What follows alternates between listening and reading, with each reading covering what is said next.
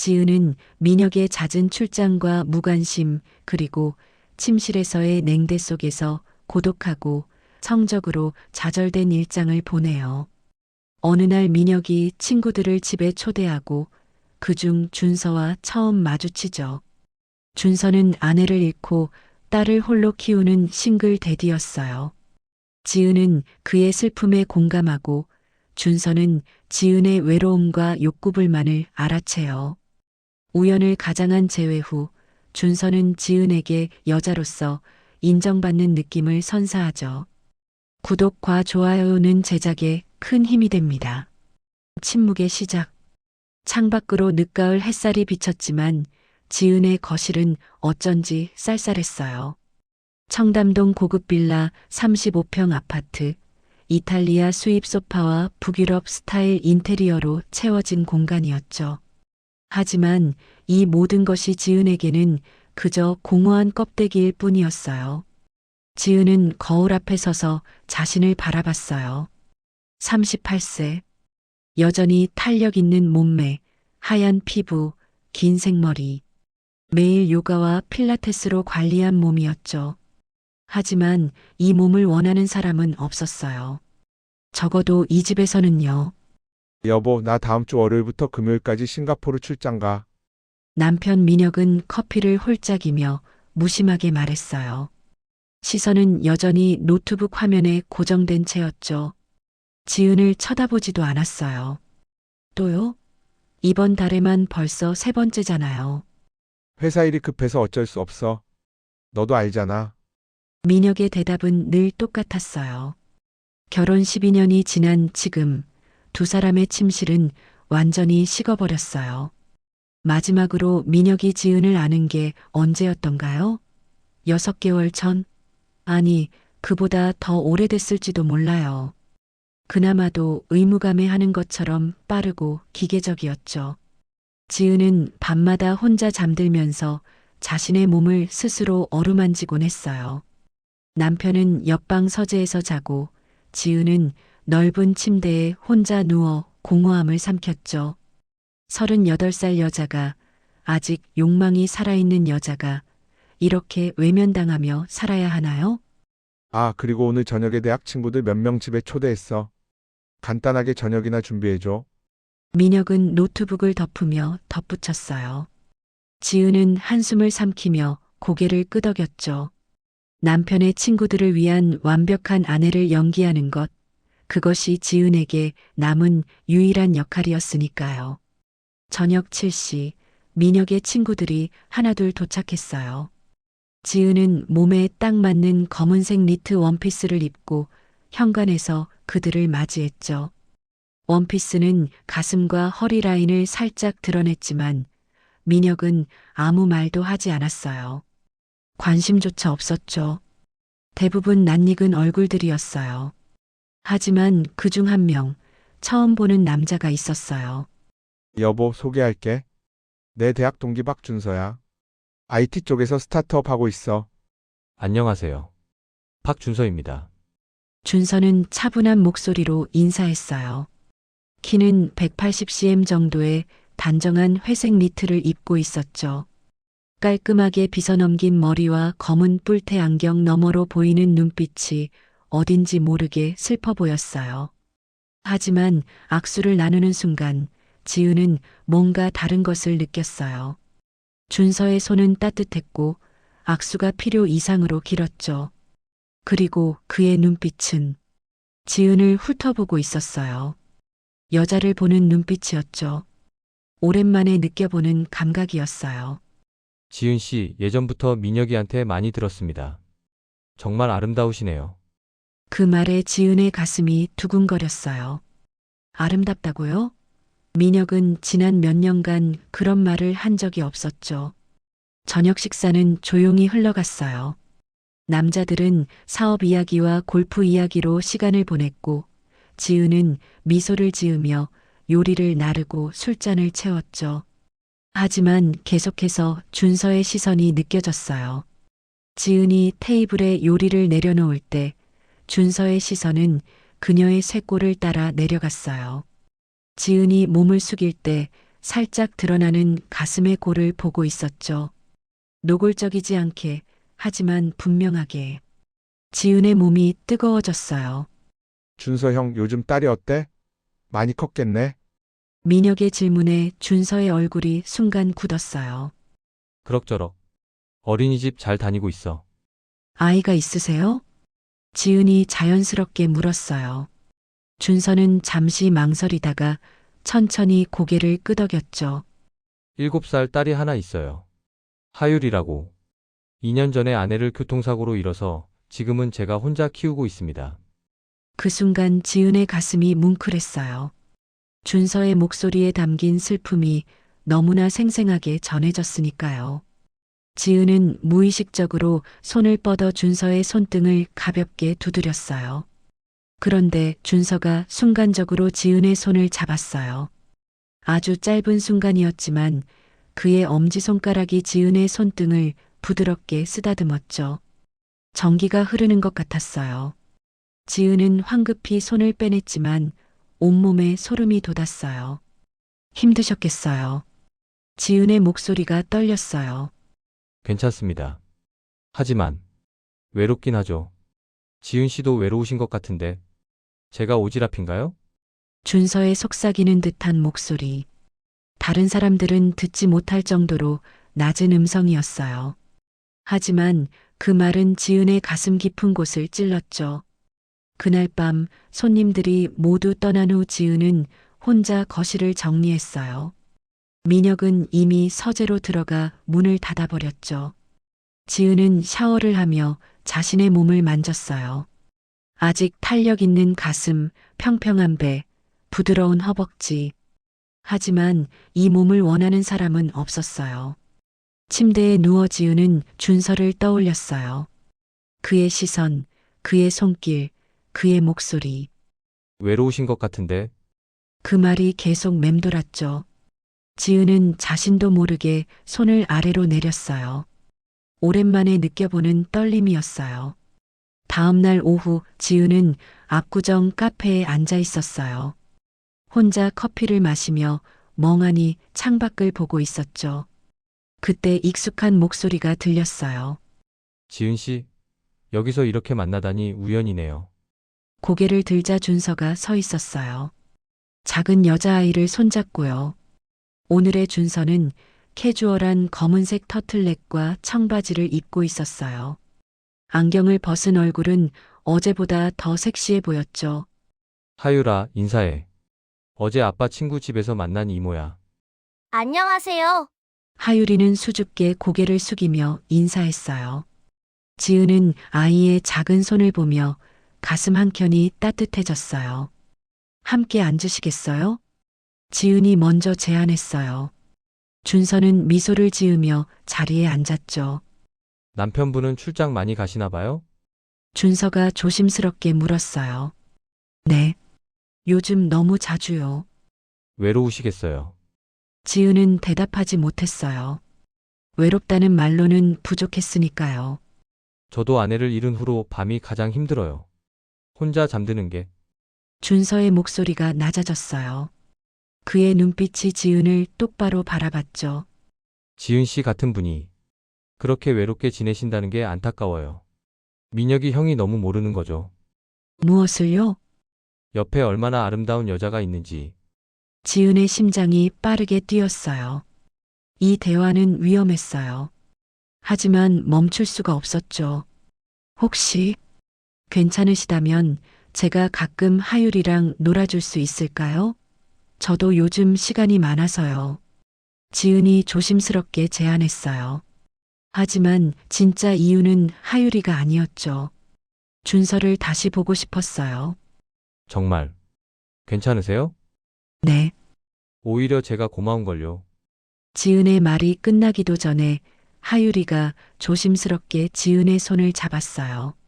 그리고 준서의 손도 테이블 밑에서 지은의 무릎을 살짝 스쳤어요. 우연이 아니었죠. 그럼 다음 주말에 하율이랑 같이 놀이공원 가는 건 어떨까요? 좋아요. 지은은 환하게 웃으며 대답했어요. 하지만 그녀의 몸은 이미 알고 있었어요. 이것이 단순한 만남이 아니라는 것을요. 그렇게 카페를 나서며 준서가 지은의 귀에 속삭였어요. 지은 씨, 당신은 정말 아름다워요. 그리고 외로워 보여요. 제가 위로가 되어드릴 수 있으면 좋겠어요. 그 말에 지은의 온몸이 떨렸어요. 위로. 그녀가 얼마나 갈구했던 단어인지, 그것이 어떤 의미인지 지은은 알고 있었어요. 그리고 거부할 수 없었죠. 침묵 속에서 시작된 이 만남이 어떤 폭풍을 몰고 올지 지은은 아직 몰랐어요. 하지만 그녀의 몸은 이미 깨어나고 있었어요. 금지된 손길. 다음 주 월요일 아침, 민혁은 큰 캐리어를 끌고 현관을 나섰어요. 이번에는 일주일 정도 걸릴 것 같아. 급한 일 있으면 연락해. 민혁의 말은 언제나처럼 건조했어요. 키스도 포옹도 없었죠. 지은은 그저 고개만 끄덕였어요. 문이 닫히는 순간 거실은 다시 정적에 휩싸였죠. 하지만 이번에는 달랐어요. 지은의 휴대폰에 문자가 왔어요. 오늘 시간 되세요? 하유리가 이모 보고 싶어 해요. 마이너스 준서. 지은의 심장이 뛰었어요. 손가락이 떨렸지만 답장을 보냈죠. 네. 몇 시에 어디서 만날까요? 토요일 오전 지은은 롯데월드 입구에서 준서와 하유리를 만났어요. 오늘 지은은 타이트한 청바지와 하얀 블라우스를 입었어요. 가벼운 화장이었지만 평소보다 신경을 많이 썼죠. 세 사람은 하루 종일 놀이기구를 타고 시간을 보냈어요. 하유리는 활짝 웃었고 준서와 지은은 자주 눈이 마주쳤어요. 놀이기구를 탈 때마다 준서의 손이 지은의 허리를 잡았고 그 손길은 필요 이상으로 오래 머물렀죠. 지은 씨 정말 감사해요. 하유리가 이렇게 행복해하는 거 오랜만이에요. 준서의 손이 지은의 등을 쓰다듬었어요. 부드럽지만 확고한 터치였죠. 놀이공원을 나오며 준서가 조심스럽게 제안했어요. 혹시 저희 집에서 저녁 식사라도 하시겠어요? 제가 요리 좀 해요. 지은은 망설였어요. 하지만 하유리가 지은의 손을 꼭 잡으며 기대에 찬 눈으로 바라봤죠. 좋아요. 준서의 집은 성북동 한옥이었어요. 전통과 현대가 조화를 이룬 아름다운 공간이었죠. 마당에는 작은 연못이 있었고 단풍나무가 붉게 물들어 있었어요. 저녁 식사는 소박했지만 따뜻했어요. 준서가 직접 만든 음식들. 하유리는 지은 옆에 딱 붙어 앉아 밥을 먹었죠. 하유리가 정말 지은 씨를 좋아하나 봐요. 저도 하유리가 너무 예뻐요. 식사 후 하유리는 방에서 잠들었어요. 지은과 준서는 거실에 앉아 와인을 마셨죠. 창밖으로 달빛이 쏟아져 들어왔고 은은한 재즈 음악이 흘러나왔어요. 지은 씨, 솔직히 말씀드릴게요. 준서가 와인 잔을 내려놓으며 말했어요. 어제 우연히 만난 게 아니에요. 당신을 보고 싶어서 일부러 그 카페에 간 거예요. 지은의 심장이 빨라졌어요. 왜요? 당신이 너무 아름다워서요. 그리고 너무 외로워 보여서요. 저도 외롭거든요. 아내를 잃은 후로 여자의 손길이 그리워요. 준서가 천천히 지은에게 다가왔어요. 그의 손이 지은의 뺨을 부드럽게 어루만졌죠. 지은 씨도 그리우시죠? 남자의 손길이? 지은은 대답할 수 없었어요. 목이 메었으니까요. 하지만 그녀의 몸은 이미 반응하고 있었어요. 준서의 손이 지은의 목덜미를 쓰다듬자 지은은 눈을 감았어요. 저항하지 않으시네요. 준서의 목소리가 더 낮아졌어요. 그의 입술이 지은의 귀를 스쳤죠. 안 돼요. 우리 이러면 안 돼요. 지은이 떨리는 목소리로 말했어요. 하지만 그녀의 몸은 준서에게 기대고 있었죠. 하지만 원하시잖아요. 당신의 몸이 말하고 있어요. 준서의 손이 지은의 허리를 감쌌어요. 그리고 천천히 입술을 맞췄죠. 지은은 저항하지 못했어요. 아니, 저항하고 싶지 않았어요. 오랜만에 느껴보는 키스였어요. 민혁과의 키스는 언제나 형식적이었지만 준서의 키스는 달랐어요. 열정적이고 탐욕스럽고 지은의 모든 것을 삼킬 것 같았죠. 키스가 깊어지자 준서의 손이 지은의 블라우스 안으로 들어왔어요. 불에 지어 너머로 가슴을 쓰다듬는 손길. 지은은 신음을 삼켰어요. 여기서는 안 돼요. 하유리가. 지은이 숨을 헐떡이며 말했어요. 그럼 다른 곳으로 갈까요? 준서가 지은의 귀에 속삭였어요. 이럴 수 없어요. 전 유부녀예요. 하지만 남편은 당신을 외롭게 만들잖아요. 당신은 사랑받을 자격이 있어요. 여자로서요. 그 말에 지은의 마지막 이성이 무너졌어요. 30분 후 두 사람은 강남의 부티크 호텔 스위트룸에 있었어요. 옆집 할머니가 잠깐 하유리를 봐주기로 했죠. 문이 닫히자마자 준서는 지은을 벽에 밀어붙이며 키스했어요. 이번에는 거칠었어요. 지은의 블라우스 단추를 하나씩 풀면서 준서는 그녀의 목을 하찼죠. 지은의 입에서 신음이 새어나왔어요. 얼마 만에 내는 소리인지 블라우스가 벗겨지고 브래지어가 풀어졌어요. 준서의 입술이 지은의 가슴으로 향했죠. 아름다워요. 정말. 준서가 지은의 가슴을 입에 물며 속삭였어요. 지은은 몸을 떨었어요. 민혁은 지난 몇 년간 그녀의 가슴을 만진 적조차 없었는데 준서의 손이 지은의 청바지 안으로 들어왔어요. 그리고 그녀가 얼마나 젖어 있는지 확인했죠. 이미 이렇게 원하고 있었네요. 창피해요. 창피할 것 없어요. 당신은 여자예요. 욕망이 있는 게 당연하죠. 준서는 지은을 침대로 데려가 천천히 옷을 벗겼어요. 모든 걸 벗긴 후 준서는 잠시 지은의 몸을 바라봤어요. 완벽해요. 그리고 준서도 옷을 벗었어요. 다부진 몸, 넓은 어깨. 지은의 눈이 아래로 내려갔어요. 그리고 놀랐죠. 준서는 지은의 다리 사이로 들어왔어요. 그의 입술이 지은의 배를 따라 내려가다가 가장 은밀한 곳에 닿았어요.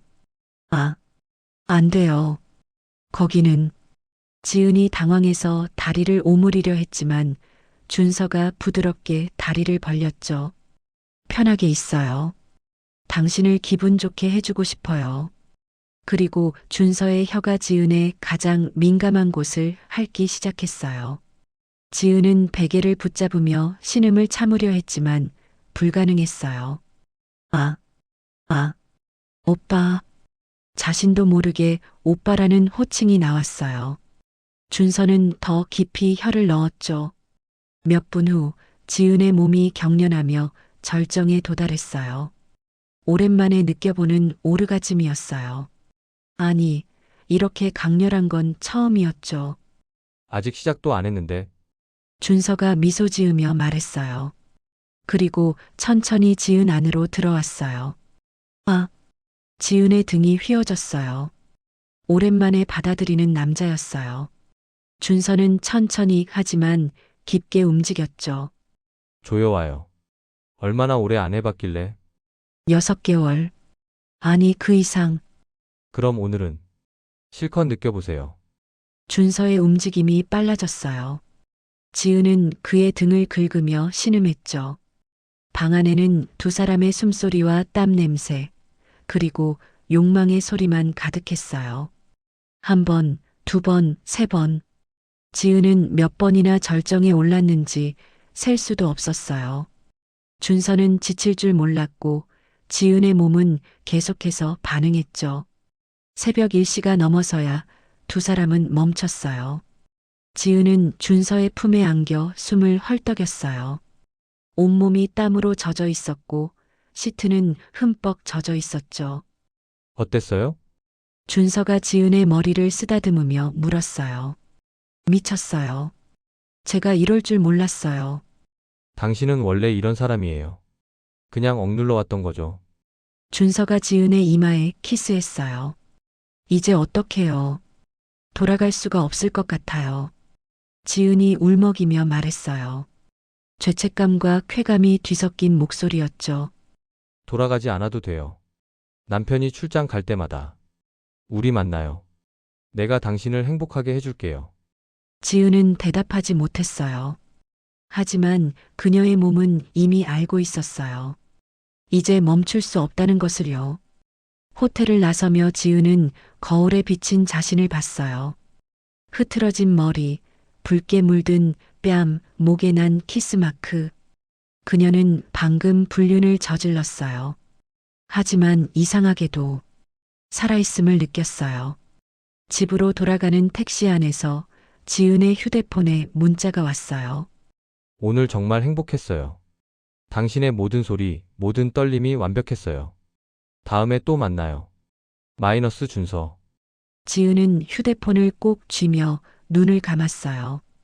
죄책감이 밀려왔지만 동시에 다시 만나고 싶다는 욕망도 커졌죠. 은밀한 위로는 이제 금지된 욕망으로 변하고 있었어요. 그리고 지은은 그 늪에 빠져들고 있었죠. 탐닉의 늪. 다음 주부터 지은과 준서의 만남은 일주일에 두세 번으로 늘어났어요. 민혁이 늦게 퇴근하는 날, 회식이 있는 날, 그리고 출장을 가는 날마다 두 사람은 호텔에서 때로는 준서의 집에서 만났죠. 지은은 자신도 몰랐던 자신을 발견했어요. 침대에서의 자신이 이렇게 적극적이고 욕망적일 줄은 몰랐죠. 준서는 지은의 모든 환상을 현실로 만들어줬어요. 어느 목요일 저녁, 민혁이 회식으로 늦는다는 문자를 보내왔어요.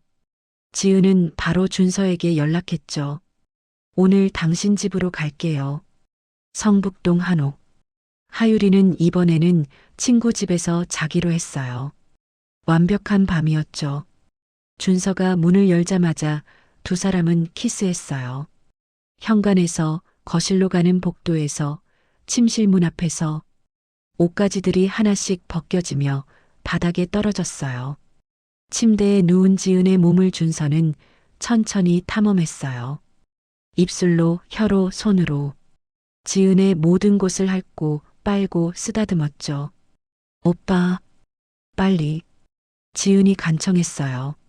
하지만 준서는 서두르지 않았어요. 천천히.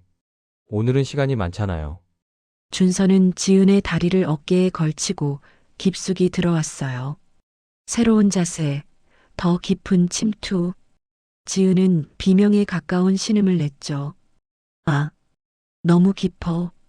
오빠, 기분 좋아요? 네, 너무 좋아요. 미치겠어요. 두 사람은 여러 자세를 시도했어요. 지은이 위에, 옆으로, 뒤에서 매번 새로운 쾌감이었죠. 한창 격렬하게 얽혀 있을 때 지은은 거울에 비친 자신을 봤어요. 머리카락은 흐트러져 있고 얼굴은 쾌락으로 일그러져 있고 몸은 땀으로 반짝이고 있었죠. 이게 나야? 38세 유부녀가 다른 남자와 이렇게 탐닉하고 있다니. 하지만 죄책감은 오래가지 않았어요. 준서의 움직임이 더 빨라지자 지은은 다시 쾌락의 파도에 휩쓸렸으니까요. 안 해. 해도 돼요? 준서가 절정 직전에 물었어요. 네. 싸요. 안 해. 지은도 이성을 잃었어요.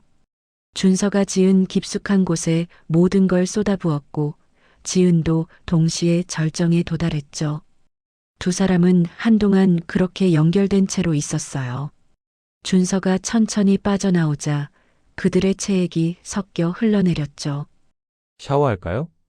준서가 물었어요. 함께요? 당연하죠. 욕실에서도 두 사람은 또 한 번 얽혔어요.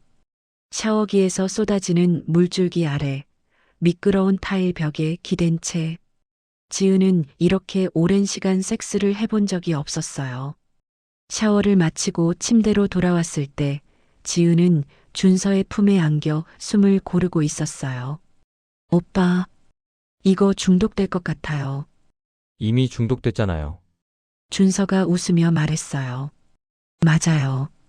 이제 오빠 없이는 못 살 것 같아요. 지은이 준서의 가슴에 얼굴을 묻으며 속삭였어요. 하지만 그때 지은의 시선이 침대 옆 협탁에 놓인 사진틀을 발견했어요. 사진 속에는 젊은 여자가 웃고 있었죠. 지은은 무심코 물었어요. 이 사진, 오빠 아내예요? 준서의 몸이 순간 굳었어요. 아니요. 제 여동생이에요. 여동생이 있으셨어요? 어디 계세요? 죽었어요. 15년 전에. 아, 죄송해요. 지은은 더 이상 묻지 않았어요. 하지만 뭔가 이상했어요. 준서의 표정이 갑자기 차갑게 변했거든요.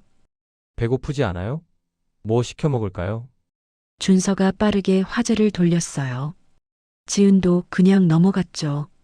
그날 밤 집으로 돌아온 지은은 침대에 누워 오늘을 되새겼어요. 오빠의 손길, 오빠의 키스, 오빠 안에서 느꼈던 쾌락들. 하지만 동시에 그 사진 속 여자의 얼굴도 떠올랐어요. 왜일까요? 뭔가 본 적 있는 것 같은 느낌이. 그때 민혁이 집에 돌아왔어요. 술 냄새가 진동했죠. 잘 있었어? 민혁은 지은을 쳐다보지도 않고 서재로 향했어요. 지은의 몸에서는 아직 샤워 후 로션 향기가 났지만 민혁은 알아채지 못했죠. 지은은 씁쓸하게 웃었어요. 자신이 몇 시간 전까지 다른 남자와 뜨겁게 얽혀 있었는데 남편은 전혀 모르고 있었어요. 아니, 관심조차 없었죠. 다음 주말 준서가 제안했어요. 1박 2일로 어디 갈까요? 민혁 형 출장 간다고 했잖아요. 어디로요? 제주도. 조용한 펜션 알아요. 지은은 잠시 망설였어요. 하룻밤도 아니고 1박 2일이라니. 하지만 거절할 수 없었죠. 좋아요. 가요. 제주도 펜션. 바다가 보이는 독채였어요. 두 사람은 도착하자마자 옷을 벗었죠. 그날 밤 지은과 준서는 침대에서, 욕조에서, 거실 소파에서, 심지어 테라스에서도 사랑을 나눴어요. 밤바다 소리를 들으며 별빛 아래에서 당신은 정말 완벽해요. 준서가 지은의 허벅지에 키스하며 속삭였어요. 저도 오빠가 없으면 안 될 것 같아요. 지은이 떨리는 목소리로 대답했어요. 하지만 그 순간 준서의 표정에 알 수 없는 어둠이 스쳤어요. 지은은 그것을 보지 못했죠. 쾌락에 취해 있었으니까요. 이틀간의 제주도 여행은 지은에게 꿈 같았어요. 하지만 현실로 돌아오는 비행기 안에서 지은은 문득 불안해졌어요. 이게 맞는 걸까? 이렇게 탐닉해도 되는 걸까? 준서는 지은의 손을 잡으며 말했어요. 걱정 마요. 우리 사이는 아무도 몰라요. 그리고 당신은 행복할 자격이 있어요. 지은은 고개를 끄덕였어요. 하지만 마음 한구석에 찜찜함이 남았죠. 그날 밤 혼자 침대에 누운 지은은 천장을 바라봤어요. 자신이 어디로 가고 있는 걸까? 이 달콤한 늪에서 빠져나올 수 있을까? 하지만 다음날 아침 준서에게서 문자가 왔어요. 어젯밤 꿈에 당신이 나왔어요. 다시 안고 싶어요. 오늘 만날 수 있어요? 지은의 손가락은 자동으로 움직였어요. 네. 몇 시예요? 그녀는 이미 깊은 늪에 빠져 있었어요. 그리고 그 늪의 바닥에 무엇이 있는지 아직 몰랐죠. 복수의 설계도. 어느 토요일 오후 지은은 다시 준서의 집을 방문했어요. 하유리와 함께 쿠키를 만들기로 했거든요. 하지만 속마음은 달랐죠. 준서를 보고 싶었고 그의 손길이 그리웠어요. 쿠키가 다 구워지고 하유리는 준서에게 달려가 쿠키를 보여줬어요. 지은은 부엌을 정리하다가 거실 책장 위에 놓인 오래된 앨범을 발견했어요. 호기심이 생긴 지은은 조심스럽게 앨범을 펼쳤죠. 첫 페이지에는 준서의 어린 시절 사진들이 있었어요. 그리고 그 옆에는 예쁜 여자아이 사진도 있었죠. 아, 저번에 봤던 여동생이구나. 페이지를 넘기다가 지은의 손이 멈췄어요. 한 장의 사진. 그 사진 속에는 젊은 남자와 여자가 함께 웃고 있었어요. 남자는 민혁이었어요. 지은의 남편. 지은의 심장이 멈춘 것 같았어요. 사진을 뒤집어 보니 연필로 쓴 글씨가 있었죠. 사랑하는 소희에게 2010.3 14-민혁. 소희. 준서의 여동생 이름이. 소혜.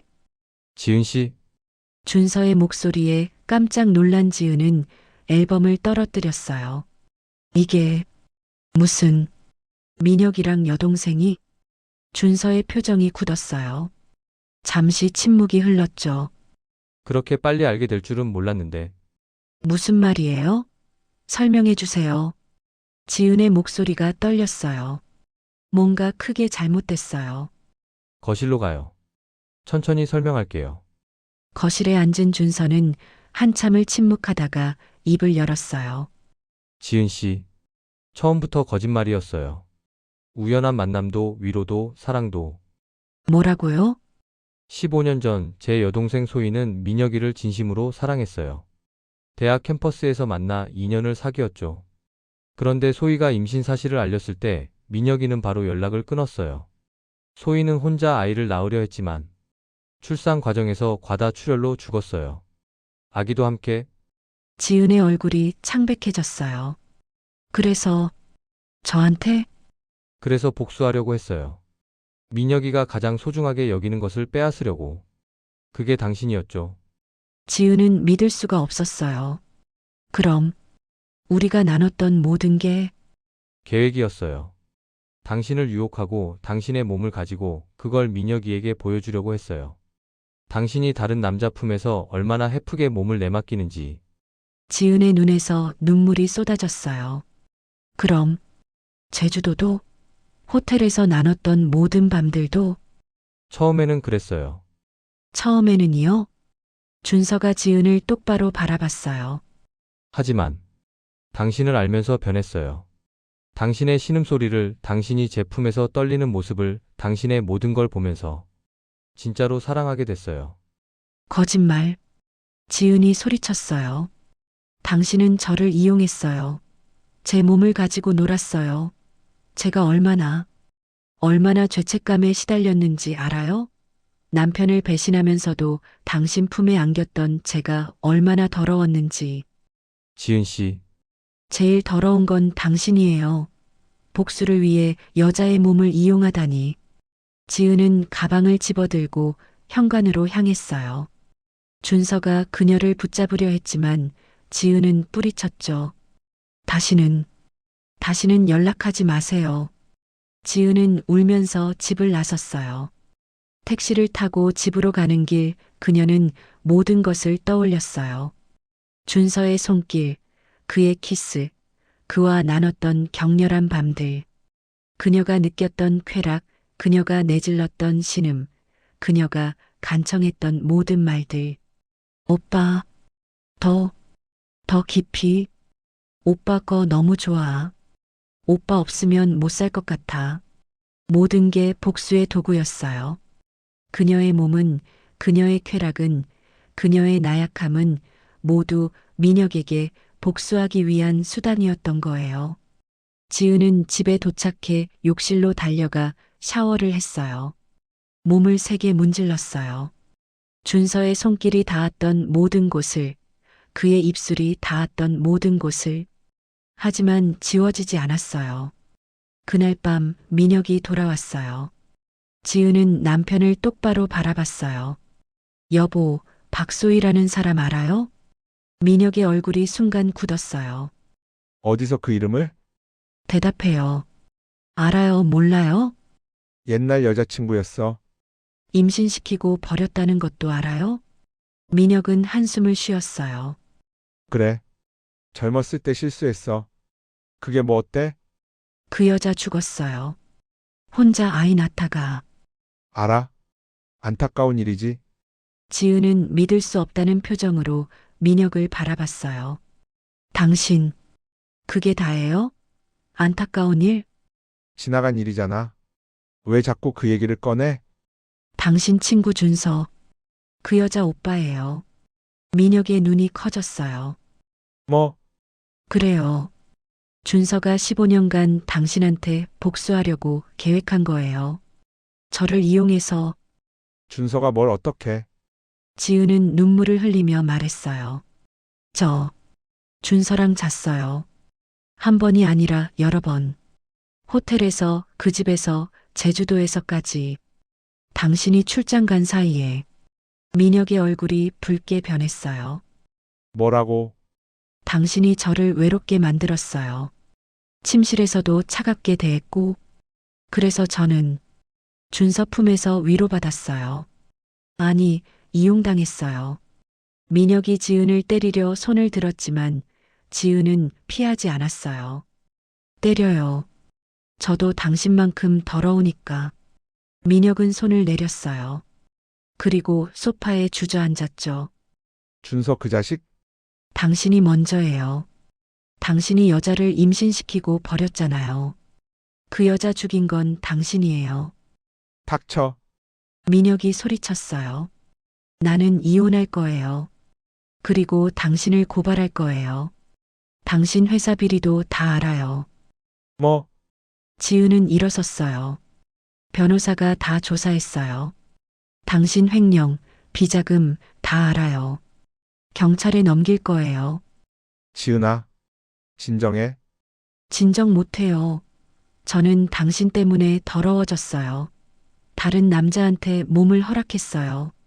그런데 알고 보니 그것도 다 당신 때문이었어요. 지은은 침실로 들어가 문을 잠갔어요. 그리고 침대에 쓰러져 울었죠.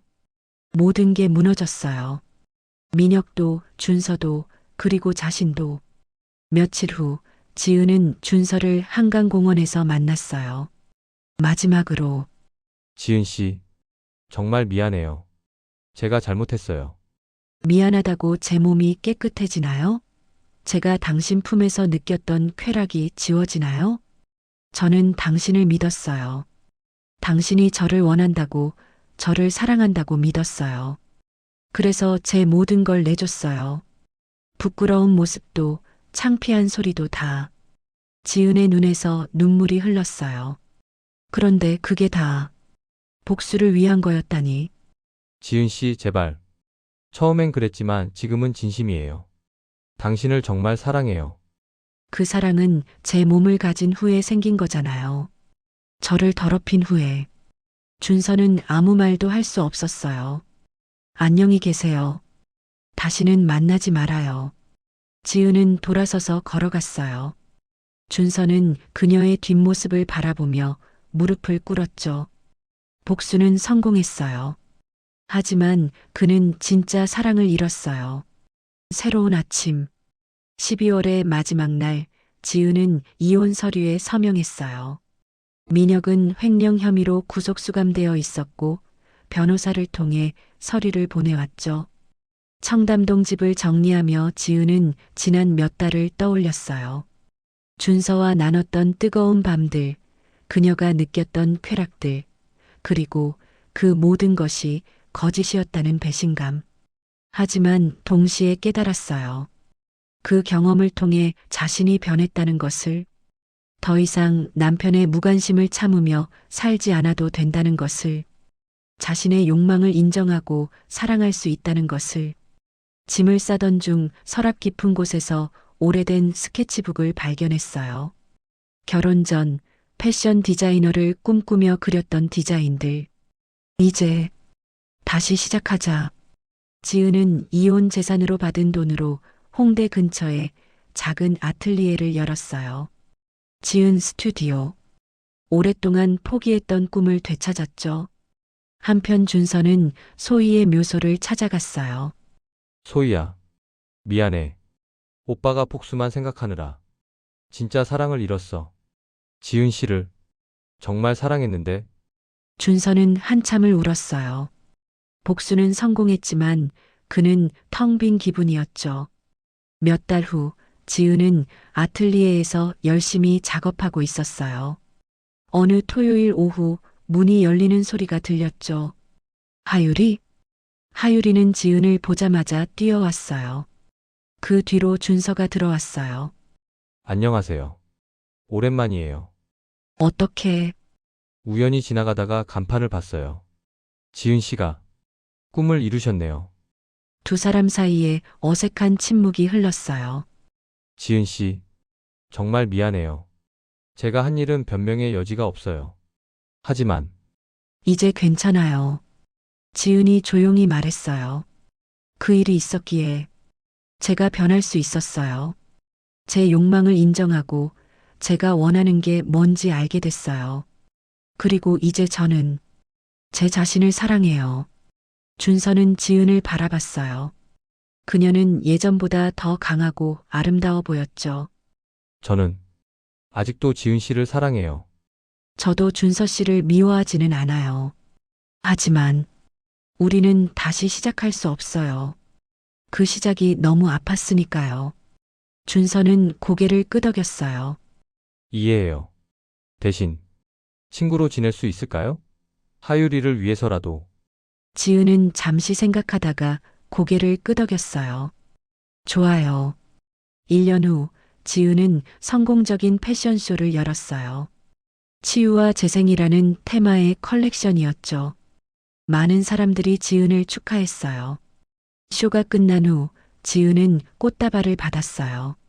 카드에는 이렇게 적혀 있었죠. 축하합니다. 당신은 정말 강한 사람이에요. 마이너스 준서 하율이 올림. 지은은 미소를 지으며 꽃다발을 안았어요. 그날 밤 지은은 혼자 한강을 걸었어요. 1년 전 준서와 처음 키스를 나눴던 그 자리. 이제는 아프지 않았어요. 그때 제가 준서 씨를 만나지 않았다면 지금의 저도 없었을 거예요. 지은은 하늘을 올려다봤어요. 별들이 빛나고 있었죠. 위로가 필요했던 그때 저는 준서 씨를 만났어요. 그리고 배신당했죠. 하지만 그 과정에서 저 자신을 찾았어요. 제 욕망을, 제 꿈을, 제 가치를. 지은은 미소를 지었어요. 이제 저는 누군가의 아내도 누군가의 연인도 아니에요. 그냥 저예요. 한지은. 그리고 그것만으로도 충분해요. 새로운 아침이 밝아오고 있었어요. 지은은 걸음을 옮겼어요. 더 이상 외롭지 않았어요. 자신을 사랑하는 법을 알았으니까요. 작가의 말. 이 소설을 쓰며 욕망의 진정한 의미에 대해 많이 생각했어요. 특히 여성의 성적 욕망에 대해서요. 우리 사회는 종종 여성의 성적 욕구를 억압하거나 무시해요. 결혼한 여성은 더욱 그렇죠. 하지만 결혼했다고 해서 욕망이 사라지는 건 아니에요. 지은의 이야기는 많은 여성들의 이야기이기도 해요. 성적으로 무시당하고 여자로서 인정받지 못하는 결혼 생활. 그 속에서 자신의 욕망을 부인하며 살아가는 삶. 준서와의 분류는 분명 잘못이었어요. 하지만 그 과정에서 지은은 자신을 발견했죠. 자신도 욕망할 수 있고 쾌락을 느낄 수 있고 여자로서 아름다울 수 있다는 것을. 물론 준서의 복수는 정당화될 수 없어요. 여성의 몸을 복수의 도구로 사용한 것은 명백한 잘못이죠.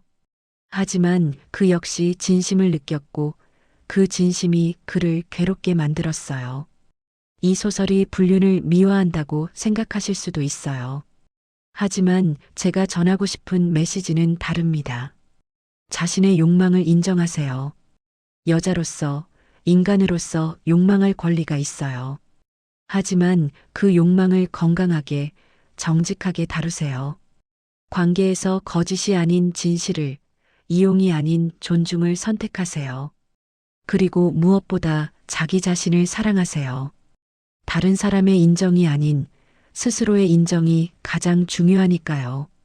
이 소설을 읽는 모든 분들이 자신의 새로운 아침을 맞이하시길 바라요. 감사합니다.